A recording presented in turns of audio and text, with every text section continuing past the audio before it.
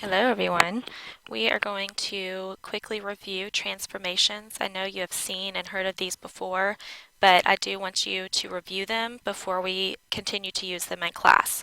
So there are three types of transformations I want you to be familiar with: translations, reflections, and rotations. Translation is our first example, and that is simply moving a figure up, down, right, or left. So you can see here this lighter triangle is the original triangle, and if you follow the arrow, they have moved this triangle up. One way I like to remember what a translation means is this SL in the middle is also the beginning of the word slide. So that's all we're doing, is sliding a figure from one point to another. It does not change the shape or the size of the figure, it's just changed the location of the figure.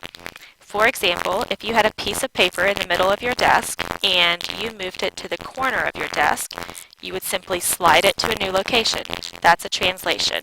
That's all there is to it.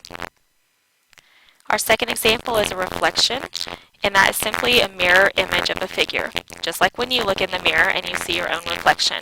This red line in the middle is kind of like the mirror, so we have flipped the figure of the triangle from this side to the opposite side. So just like when you look in a mirror and it's backwards, this is backwards from each other. So a way that I like to remember what a reflection means is this FL is also the beginning of the word flip. So reflection flips the figure. Again, it does not change the shape or the size, it just flips it to a new location.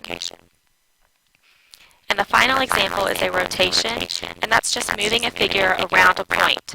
So basically, if you kept your finger on this corner of the triangle and turned the rest of it around this way, the whole triangle turns, but this point will stay in the exact same spot.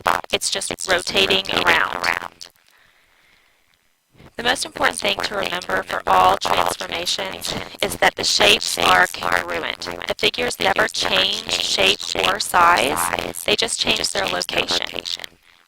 All of these things are important for you to know before we continue with our geometry unit this week. Please look back over your terms, each one of them: translation, reflection, rotation. Know what they mean. Look at those examples and be sure that you're able to recognize them and possibly draw them on your own. And you should be good to go for the quiz tomorrow. All right, have a good night.